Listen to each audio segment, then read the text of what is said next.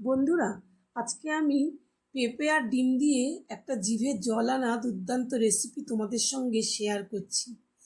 অনেক সময় তো বাচ্চারা বাড়িতে পেঁপে খেতে চায় না। একটু যদি ঘুরিয়ে ফিরিয়ে এরকম ডিম দিয়ে পেঁপে দিয়ে রান্না করে দেয়া যায়, বাচ্চা বা বড় প্রত্যেকেরই মুখের স্বাদটাও পাল্টায় আর খেতেও তো দুর্দান্ত লাগে। তার জন্য নিয়েছি, দেখো, আমি বড় একটা পেঁপে নিয়েছি, 3টে ডিম নিয়ে নিয়েছি ভেঙে। তো আমি ডিমটাকে প্রথমে সরিয়ে রেখে পেঁপেটা আগে ছুলে নিচ্ছি। পেঁপেটার মাথাটাকে আগে কেটে নিচ্ছি, তারপরে পেঁপেটার গাটা আমি পরিষ্কার করে নিচ্ছি ছুলে।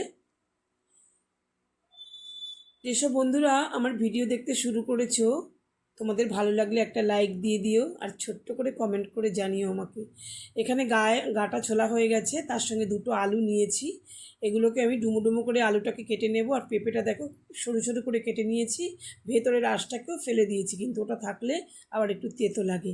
এবার আমি ছোট ছোট করে দেখো এরকম ডুমো ডুমো করে পেঁপেগুলোকে কেটে নিয়েছি, আলুটাকেও একই রকমভাবে একটু ডুমো ডুমো করে কেটে নিয়েছি।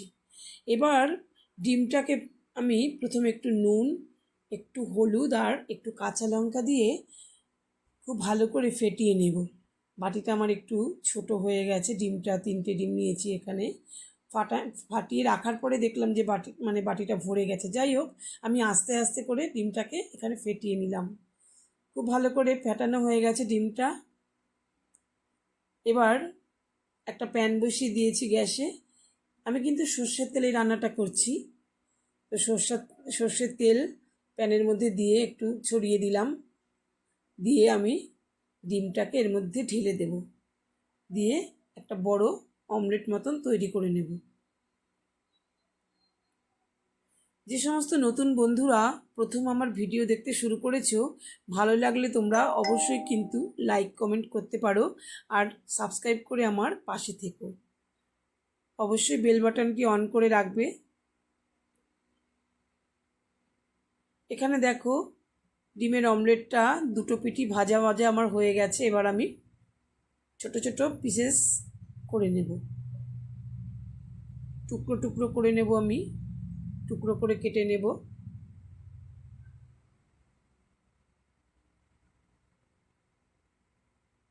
এভাবে যদি আমরা ডিম রান্না করি তাহলে কিন্তু বাচ্চা বড় সকলেরই কিন্তু খেতে খুবই ভালো লাগবে। অবশ্যই খেতে ভীষণই টেস্টি হয়েছিল। এভাবে যদি তোমরা একবার বানিয়ে নাও বন্ধুরা, তাহলে কিন্তু পেঁপে খেতে আর কেউ না করবে না বাড়িতে। এবার দেখো কড়াইতে আমি অল্পই তেল দিয়েছি, তেলটা খুব ভালো করে গরম হয়েছে। তারপরে আমি একটু কালো জিরে ফোড়ন দিয়ে দিলাম, দিয়ে পেঁপে আর আলুটাকে আমি প্রথমে একটু কষিয়ে নেব। প্রথমে আমি একটুখানি পেঁপে আর আলুটাকে কষিয়ে নিয়ে নেব, যাতে মোটামুটি এটা 50% বা 60% মতন সেদ্ধ হয়ে যায়। সেরকমভাবে আমি এটাকে একটু ভাজা ভাজা করে কষিয়ে নিচ্ছি আর কি। দিয়ে দিলাম একটু নুন আর হলুদ, নুনটা দিলে একটু তাড়াতাড়ি নরম হবে আলু পেঁপেটা। তো আমি খুব ভালো করে কষিয়ে নিলাম, গায়ে গায়ে সামান্য একটু ভাজার ভাবটা হয়ে গেলে পরেই আমি পেঁপেটাকে কিন্তু পেঁপে আর আলুটাকে নামিয়ে রাখবো কড়াই থেকে। দেখতে পাচ্ছ ভাজা ভাজা হয়ে গেছে অনেকটাই।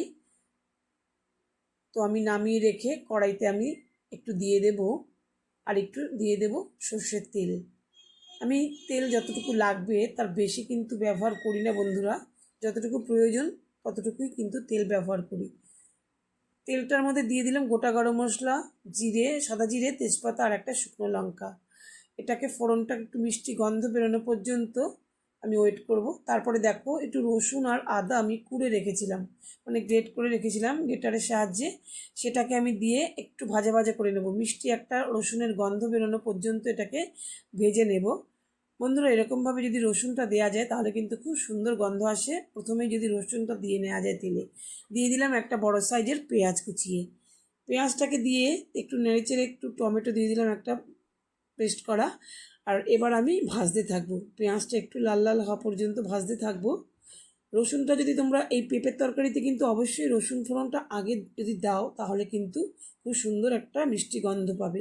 এখানে দেখো অল্প মশলাই নিয়েছি, একটু ধনে জিরে আর নুন হলুদ। ধনে জিরেও আমি অল্পই নিয়েছি, আর নুন হলুদ তো দিতেই হয়। এমনি বললাম না বন্ধুরা, আমি খুব কম মশলাতে কিন্তু রান্নাটা করছি। তবে একটু ওই যে এই পেঁপের মধ্যে রসুনের গন্ধটা খুব মানে মিষ্টি লাগবে, মনে হবে না যে পেঁপের তরকারি খাচ্ছি। রসুন পেঁয়াজটা তো পরে দিলাম, রসুনটার ফোড়নটা আগে দিয়েছি। খুব সুন্দর একটা রসুনের গন্ধ বেরোবে এরকমভাবে যদি দেওয়া। দিয়ে দিলাম একটু কাঁচা লঙ্কা, আর তারপরে আমি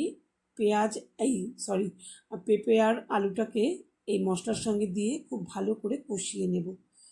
আর একটুখানিও পেঁপের আলুটা নরম হয়ে যাবে এই কষানোর সঙ্গে সঙ্গে, মশলার সঙ্গে খুব ভালো করে কষিয়ে নিয়ে এবার একটু চিনি দিয়ে দেব। একটু মিষ্টি না দিলে তো পেঁপের তরকারিতে ভালো লাগবে না। সব তরকারিতে বন্ধুরা চিনি লাগে না, কিন্তু পেঁপের তরকারি, লাউয়ের তরকারি, চাল কুমড়ো এগুলোতে একটুখানি মিষ্টি না হলে কিন্তু ভালো লাগে না। তো মিষ্টিটা দিয়ে একটু নাড়াচাড়া করে আমি এখানে গরম জল দিয়ে দেবো বন্ধুরা। হ্যাঁ বন্ধুরা, গরম জলটা দিলে কিন্তু টেস্টটা খুব ভালো আসবে, তাড়াতাড়ি কিন্তু সেদ্ধটাও হয়ে যাবে, খুব তাড়াতাড়ি কিন্তু এটা উতলেও যাবে। এবার আমি এটাকে কিন্তু গ্যাসের আঁচটা এটা ফুটে উঠলে গ্যাসের আঁচটা একটু কমিয়ে দিয়ে একটু ঢেকে রাখবো। 2 মিনিট ঢেকে রাখলেই হয়ে যাবে, কারণ জলটা তো আমি গরম জলই দিয়েছিলাম, বেশিক্ষণ সময় লাগবে না ফুটে উঠতে। এরপরে আমি দেখো ডিমের অমলেটগুলো আমি দিয়ে দেবো। এদিকে কিন্তু আলু আর পেঁপেটা কিন্তু ঢেকে রেখেছিলাম, অনেকটাই প্রায় সেদ্ধ হয়েই এসেছে। এবার ডিমের অমলেটটা দিয়ে ডিমের অমলেটের মানে মশলাগুলো ডিমের অমলেটের মধ্যে ঢুকে যাওয়া পর্যন্ত একটু ঢেকে দেবো। আর একটু ঘি দিয়ে দিলাম বন্ধুরা, এর সঙ্গে একটু গরম মশলাও দিয়েছিলাম, সেটা আমার স্কিপ হয়ে গেছে। তো একটু গরম মশলাও দিয়ে দেবে। এবার আমার একদম রেডি হয়ে গেছে পেঁপে দিয়ে ডিমের অমলেটের ঝোল। একদম সকলে ভালো থেকো, ভিডিও দেখার জন্য